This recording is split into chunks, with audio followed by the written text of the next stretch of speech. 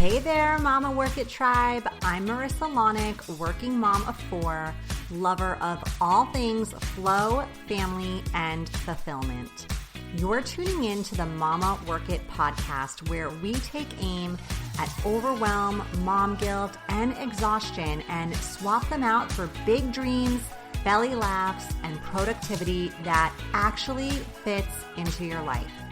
Every week, we dive into tips, motivation, and a healthy dose of fun so you can slay your day even when you're busy AF. Ready to feel seen, energized, and totally unstoppable? Let's get to work, mama.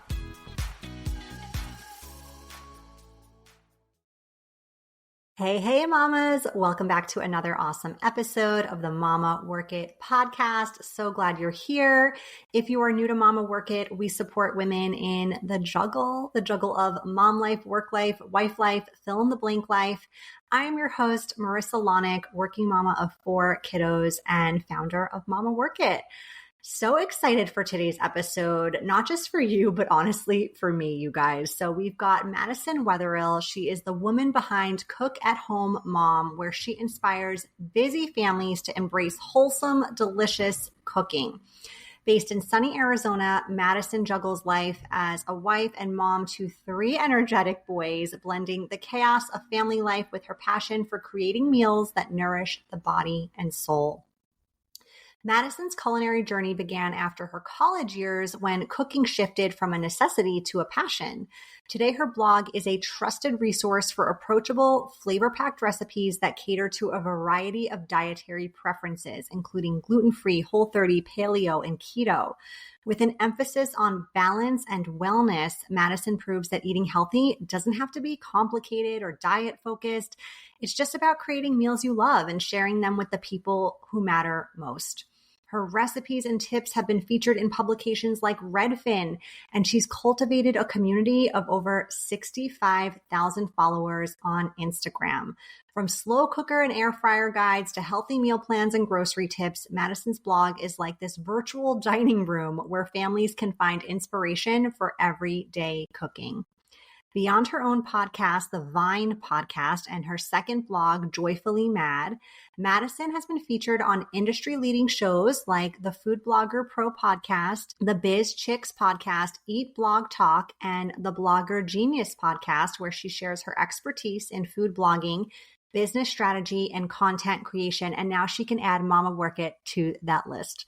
So whether she's experimenting with new ingredients or hosting family dinners, Madison's mission is simple: make cooking at home easy, enjoyable, and always full of flavor. I can't wait to dive into our topic today, Madison. Thank you so much for being here. Yes, thank you so much, Marissa. And thank you for that introduction and just kind of covering all the bases, but I'm excited to dive into all the things today. Me too. All right. So we heard a little bit about your journey, but tell us in your own words, like, how did you land into this food blogging world? Yeah, well, like you said, I am also a mom who works and juggle a couple businesses. And culinary wise, where it really began is in childhood, with my lack of culinary knowledge, interest, any of those things. I grew up as a very picky eater, and I remember like having very simple, very kid-friendly meals growing up. And also at that same time, kind of watching my mom just navigate what that looked like and, navigate making multiple meals for multiple people and honestly kind of falling out of love with cooking. I don't know that she really ever had like a strong love of cooking, but I just watched the toll that it took over time. And then fast forward to when I was an adult and, finally had like a kitchen of my own, I finally started to realize that I was lacking in these like very basic skills and somehow had this interest to start figuring out how to cook. And then actually in college, I had a job at a steakhouse that really just kind of opened the door for me to tons of different foods and culinary experiences and just different cuisines from different cultures. And I think, the combination of those two things of like having that independence of being able to start figuring this out for myself and then having those just like amazing culinary experiences really helped me to start to break down that picky eating, habit that I had for my whole childhood. And that's kind of what got me into just really falling in love with cooking and enjoying the process. But also just enjoying like the actual food part too, and being able to experience tons of new foods and just, grow in that over time. Okay, so you were a picky eater as a kid. Mhm. Yep. Assuming you grew out of that a little bit, are you more Yeah, I adventurous would say now? so. Okay. There's still things that like I maybe would like, oh, I don't know about that, but I would say I have a very like full repertoire of things that I am like willing or excited to eat, veggies included, things like that. I, have a couple of things that I'm like, that's not for me, but for the most part, I'm willing to try things and I'm willing to enjoy things. And I think a lot of that came from cooking the things myself, but also just experiencing food in different ways where like I always share the example of like growing up, we ate a lot of like frozen vegetables or vegetables from a can. And for some reason, we never really like roasted vegetables. And then when I finally discovered like roasting vegetables is like the key to making them delicious, then all of a sudden I was like, well, wait a minute. Now I have like other things I want to try to figure out. Like, how do I make this in a way that I enjoy it? So yeah, over time, definitely grew out of a lot of that. And I mean, I'm sure someone could probably test me with something that I wouldn't like, but I'm much more willing to try things now. Well, I think it's hard to find someone who likes everything, right? So yeah, yeah. But that makes me feel good. It's like there's hope, And I was kind of a picky eater too, but I feel like we've got some picky eaters here in my house. And I'm curious, do you have any thoughts on maybe what causes this or like why it affects some kids and not others? Because we've got 4 kids and probably like 2 of them are way pickier than the other 2. And it's like, we're raising them the same. So like, what is it? Yeah. And it's interesting that you say, we're raising them the same because I have had that thought myself. So actually my middle son is the one who is, and my youngest is almost 3. So who knows what he'll end up being. For now, he's a very good eater, but there's something that happens in those toddler years where things all of a sudden that they loved, they no longer want. But I have had that thought of like, okay, we did the exact same thing. Like I breastfed for the certain amount of time and we did baby-led weaning. Like they were raised in a very similar way. So I think there is something about just their natural disposition, like something about how they're wired. Or I know for a lot of children who struggle with picky eating, it's a texture thing. So there's a lot that goes into that as well. So I think it's very much just some of it is just how they're wired. Some of it might be the way that foods were introduced to them. Like I think back to my middle son and I'm like, well, I had a 3 or 3.5-year-old at that point when he started solids. So maybe my attention was split and maybe that like changed how foods were introduced, or maybe my willingness to go out of my way to introduce foods in a different way, that type of thing. I think there's a lot. It's just a complex thing that we don't see all of those, details. But yeah, I think it's a lot of that. And I think a lot of it too is also how we choose to respond to that picky eating. And I'm not saying that, I want to make sure moms hear me say this. Like, I'm not saying it's your fault. I'm just saying that there are maybe, you didn't try another method, or maybe something just made it too hard that you didn't want to try something else. And again, I'm saying that because I think it's a reality we all face, but I'm not saying it to point any shame or guilt to anyone because we've all been there. And, sometimes you just have to pick your battles type of thing. Yeah, 100%. So what would you say are like some specific things you could do preemptively to maybe lessen the chances of raising a picky eater? Well, I think one thing is not giving up. And I want to talk a little bit about like the neuroscience behind this. I won't get too deep into it. That's not necessarily my expertise, but I've just done enough of my own research, read enough books to know. And I think it helps to kind of put into perspective why kids can sometimes struggle with new foods. When we are giving our child, especially if they're really young, something new, their brain is designed to protect them from something that feels unsafe. And new foods are often unsafe in the brain. If you think back to this, like illustration is so cool to me, but if you think back to like when little toddlers would have literally been walking around the field and picking food to eat themselves, they were, their brains were designed to protect them from foods that might be poisonous or dangerous to them. And even though we are way far away from that experience, the brain is still doing that type of thing over time. And so often what we do is we introduce a new food to a toddler. and they spit it out or they don't touch it or they throw it on the floor, right? And we're like, well, they don't like broccoli. I guess we're just not going to try broccoli. But what actually happens over time is their experience and that exposure to that food will look very different over time. And it eventually may lead to them eating the food, but that could be, in their adulthood that they're willing to maybe try a food that they were exposed to multiple times as a child. So there's kind of a progression that happens. And like I said, sometimes the first time it's like they're going to throw it off their plate immediately, or they won't touch it. Sometimes they might play with it. And then eventually maybe they'll put it in their mouth and spit it out. And then eventually maybe they'll actually like swallow a bite of it. But that sort of progression happens, again, like it could be years and years that happens. But if we don't continue to introduce the food over and over and over again, they may never get to that progression, if that makes sense. And I know it can be frustrating because we don't want to waste food and we don't want to like give them something that we know they don't like. And we can get into some like specific strategies of like how we can introduce those foods. But that's kind of what happens in our brains and in the toddler or the child's brain. And I think as they get older, that compounds even more because there's a lot of other emotions that are in there too. There's like the sense of control and, dominance and things like that make it even harder. But yeah, that's kind of like what is happening in their brains that just makes it so complicated. No, that makes perfect sense. Perfect sense. What do you think's like the magic number of like, all right, I've given it my best effort. He really just doesn't like broccoli. Like, is it 5? Is it 10? Is it 20? What would you say? I don't know if there is a magic number because I think you have to just keep trying and trying it in different ways. And something else to remember too is that like our taste buds change. I think it's every 10 days or something like that. So it could just be that it hasn't been enough time to kind of combat the changing taste buds and also exposing them to it enough times. And so I know like for one of my boys, he really prefers like steamed broccoli. He would prefer that over like roasted broccoli. And so sometimes, it's just a matter of like the method and how it's being presented. And so I would say, try it 5 or 6 times, but don't be afraid to try it with different seasonings or try it with a dipping sauce. That's always a huge hit with kids.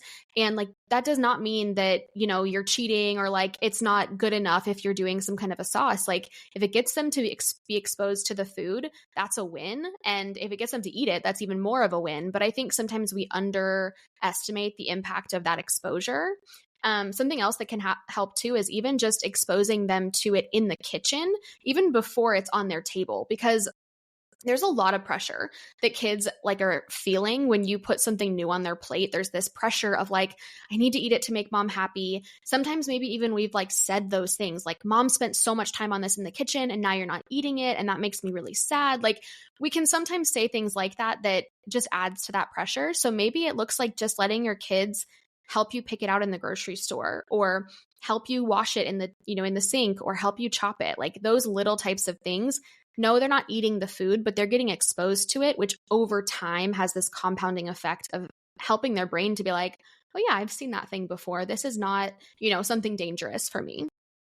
Yeah, those are such good tips. I have definitely heard too, if they can help prepare it, they're more likely to eat it, right? So like if they help in the kitchen, they're more likely to be excited to try it because they made it. Yeah. Yeah, absolutely. Yeah. And I think sometimes we're like, can be very focused on like, I just want them to eat the food, but there's so much else that goes into it. I mean, it could even be like, we're going to do a coloring page of broccoli today. Again, like that just exposure in such a like different type of environment can really help to just, take some of the weight off of it. Yeah, absolutely. So talk to us about these tips, these strategies. Like how can parents encourage kids to try new foods without that power struggle, that resistance that can often happen? Sure. Well, I want to say first that there's a lot of different approaches to this, and I'm going to share what's worked for us and kind of what our approach has been. And one of the very first things that we sort of did from the very beginning was to take away the labels of food. And instead of saying, you need to eat this broccoli, it's good for you, or it's healthy for you, we just present it in a very like neutral type of way. This is broccoli. You can try it if you want. Sometimes I'll ask my 3-year-old, like, do you want to try it? And sometimes he will, and he might spit it out, but it's like almost putting it in his lap, not physically, but making it his decision can really help. And I think that goes a long way as they get older too. But yeah, so first thing is just being mindful of how we present foods, because if we're always saying this is healthy, this is good, that's bad, that it just adds to a whole host of food issues down the road. So that's the first thing I really encourage parents to do, is just try to have this neutral language with food. You can talk about why it's healthy for you, maybe. So it has vitamins, blah, blah, blah. Carrots can help your eyesight, things like that. And that's a way to show the kids this is good for you without giving it that language of this is good, which means some other food that they like must be bad. And then another like really practical tip is when you are presenting any type of new food, it doesn't even have to be something like broccoli. It could be a new dinner recipe that you're trying. Always try to have a safe food on the table as well. So there are times often where I might serve a new meal and my boys only eat the rice. That's fine. You know, if the rice is what they are excited about and what they feel safe eating, that's great. Eventually, again, down the road, they might see that exact same recipe again and be like, oh, I remember this. Maybe I'll try it. My middle son in particular often I'll serve something that he's forgotten that he likes, and he'll serve it, or I will serve it, and he'll be like, oh, what is that? And I'll say, it's butter chicken. You liked this last time I made it. And he's like, oh yeah, I did like this last time. And then he'll eat it. But sometimes it's just that, like, you know, how we serve it, or it looks different to them. And so sometimes it's just encouraging them or reminding them like, oh, this is similar to some other meal that you enjoyed. But there have been many times where they just eat that rice, or they eat the fruit, or whatever it is that they are feeling comfortable with. And we don't offer some other meal to them. We don't say, well, you didn't eat dinner, so you need to have a snack before bed. That's dinner, and they get to make the choice. I often will say, mom and dad choose what goes on the plate at dinner. You get to choose how much you eat. And that, again, that, you know, control and that ability for them to make that choice goes a long way over time for them to understand that it is their choice. And I'm not going to force them to take a bite of something just to, you know, make me feel better that I made the food for them or whatever. Is that helpful? Does that seem like it's something that resonates for you? Absolutely. Yeah. I love this idea of the safe food aspect, because it also makes me feel like too, like I'm not going to take it as personally. Because, right, sometimes we do put a lot of effort into making dinners. And I mean, in this house, it's like a miracle if everyone in the family likes the thing that's made for dinner, you know? And so I love that aspect of having that one safe food, or that one thing that, you know, kids are going to gravitate towards, at least the picky eaters, that they'll eat something. And I don't feel like, yes, like I'm doing a second round of dinner 2 hours later when everyone's hungry or things like that. Yeah. Yeah. And then I think another helpful tip, and this is kind of going back to that idea of like getting the kids involved in different ways, is especially when you have those kids who just never seem to like what you make for dinner, try to get them involved in the planning process. And that can go a long way too. And I will say straight up, when you first ask them, like, what should we have for dinner? They're probably going to say pizza, hot dogs, burgers, you know, some food that they really love, and try to honor that every once in a while. You know, like, I know it's tempting to be like, oh, that's not what I want to eat for dinner. But like, is there a way that you can make it so that you do want to eat it for dinner, or it just becomes something that you can do every once in a while? But that, I'm actually really surprised now when I offer that to my kids, what they will come up with. Again, the first thing they're going to usually say is those burgers, hot dogs, whatever. And then they'll remember something that we haven't had in a while that they really liked. And then they'll pick that. And we're like, that's awesome. And then when we get to that point of making that food, they're like, oh yeah, I picked that. Can I help? Can I do this? Or they're like just excited about the process, because it wasn't something that just happened to them. They were involved in that process. Such a good idea. I love that. And I feel like too, like even the most, I don't know, like quote unquote unhealthiest foods, or foods that you wouldn't normally pick on your meal planning menu, like there are hacks and things you can do to make them a little bit more healthy at home, right? Yeah, for sure. And it really is all about balance. Like you know, I'm not saying that you should eat those foods every single day, but it's kind of like, again, the whole like pick your battle thing. Yes, you want to make healthier food, but you also want your kids to be able to enjoy the food with you and be able to create that family unity too. So if one night out of the month you're eating something that maybe doesn't fit in the box of what you would consider to be a healthy food, like that's okay. It is not the end of the world. And it's just inching you closer and closer to a different goal. It might not be just like, I want my kids to eat a salad for dinner, or whatever, you know, is in your mind as kind of what healthy means. But it can help you to just take down that barrier between like if I'm going to make something that's healthy, only I'm going to eat it. And it creates that unity between your family. Yeah, so good. What do you think is the key to moving kids away from like kid food or processed food or things that, they love? Sure. Well, I think kind of a lot of the things we've already been talking about, like recognizing why that is to begin with. It's usually because those are somehow safe foods for them. And I think if we're all honest, like we all would love to eat those foods every once in a while too. The reason we don't as adults is we know, what about it is maybe unhealthy to us or how it makes our bodies feel. And kids just have different metabolisms, different bodies. So it's very different. And so I think sometimes it is just about limiting that exposure of those foods over time. You're not going to be able to go from like that's their whole diet to shutting it off overnight because that's really hard and that is not going to feel fair to them. But maybe it's like you were saying, you can make a healthier version. So instead of like, the Kraft mac and cheese, can you make a homemade mac and cheese instead? By default, already you're going to be in a much healthier camp because it's with, whole ingredients versus like processed foods. But I think it's also just having conversations with them over time. And I mentioned not like demonizing foods, but again, maybe you can over time start to give them the language of like why they might want to choose something different over that, or why they might want to limit how often they're eating those processed foods. And I think that comes a lot easier when they get older. Actually, it's really funny. My almost 10-year-old and I were having a conversation this morning about calories. He was like, what does that mean? And so we had a conversation about how like my husband and me and them as kids like have all these different needs for calories. And I wasn't saying anything negative about calories. I was just like, this is a matter of fact of this is what this is. And so having those conversations over time and in environments where it's not like you put a plate of food in front of them at dinner and you're trying to make them eat it, talk about it in like a much more, level-headed type of or part of your day where there's not that pressure for them. So I think that exposure to new foods over time, can you take some of those, healthy kid foods and make them healthier for them to present them in a different way? And then third, just having those conversations over time to help just widen their perspectives of why it is that you're saying you don't want them to eat chicken nuggets again for dinner. But I think, just taking back some of that control as, the person who's deciding what's for dinner and making sure that you're doing it in a way that is kind of sustainable for your family long term. Yeah. Yeah.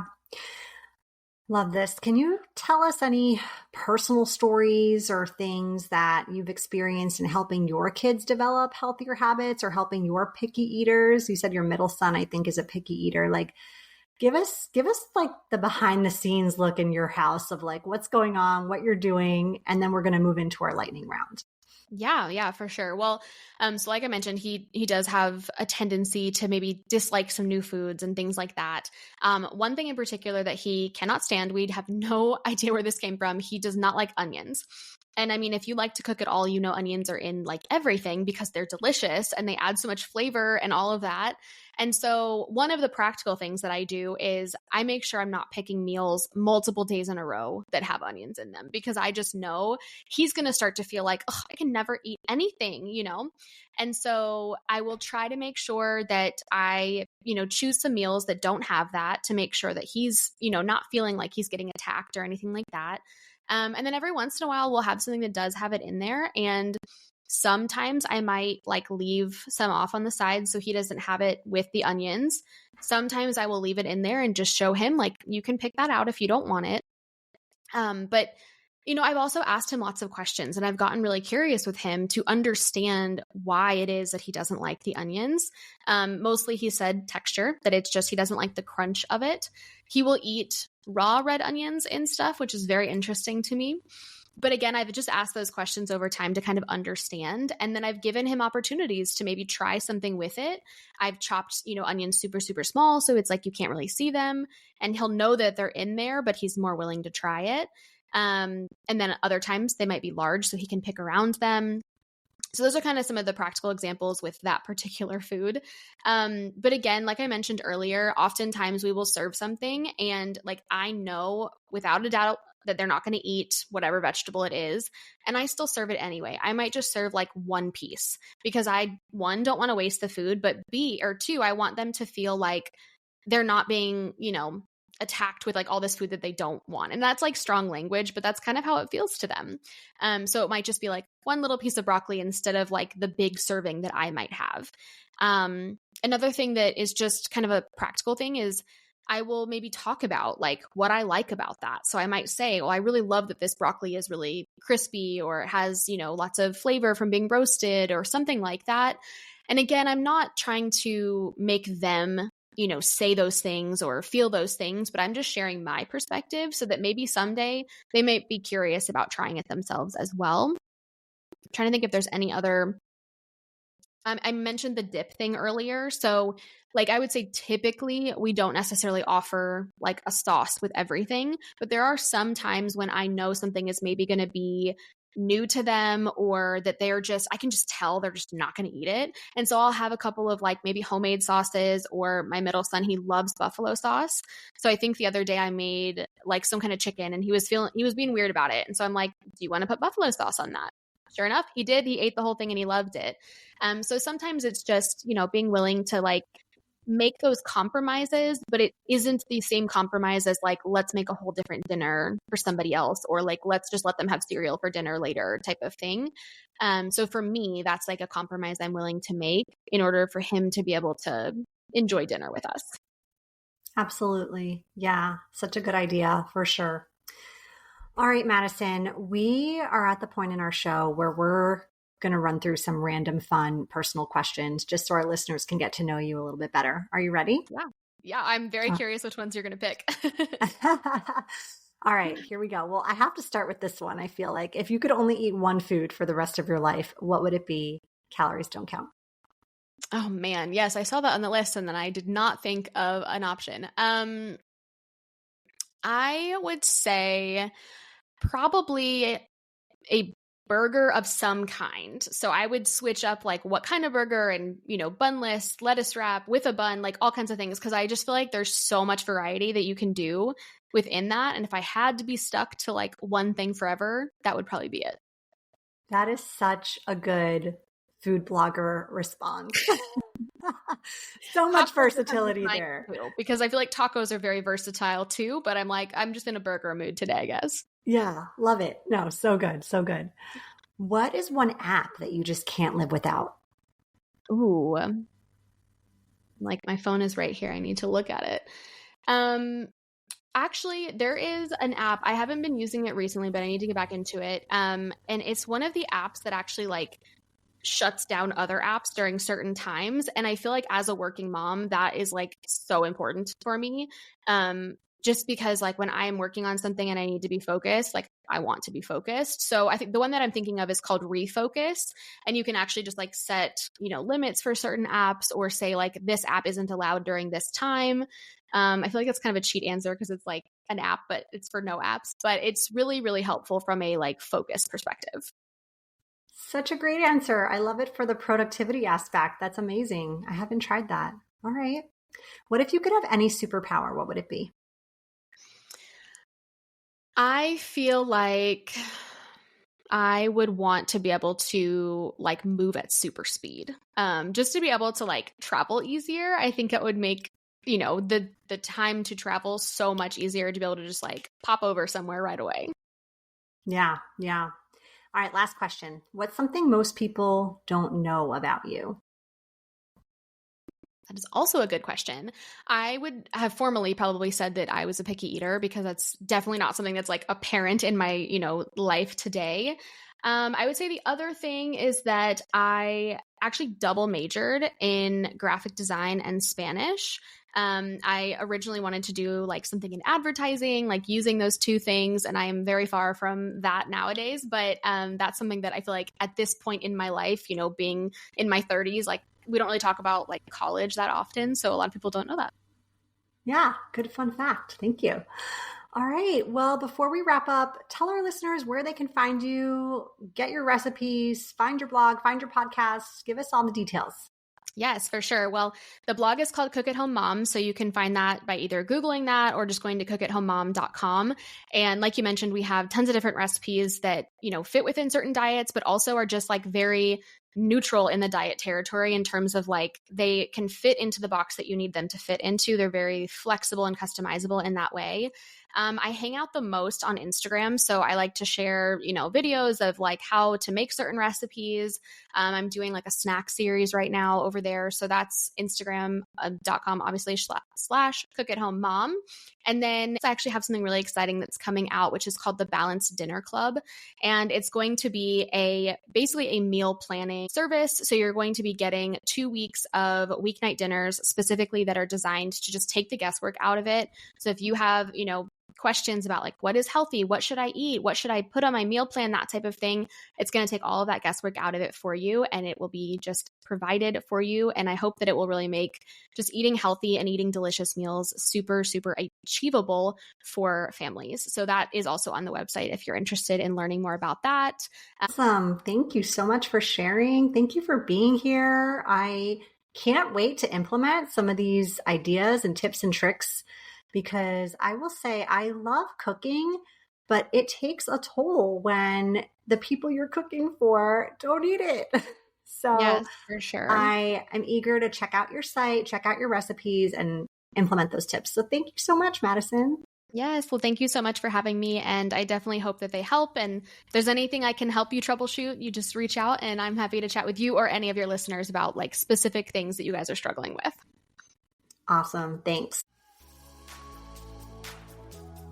That's a wrap for this episode of the Mama Work It podcast. I hope you feel empowered, inspired, and ready to take your next step. If this episode spoke to you, share it with another amazing mama, and don't forget to subscribe and leave a review. It helps us show up wherever you get your podcasts. Be sure to head over to mamaworkit.com for free resources, coaching support, and new ways to momage your days as a busy mom.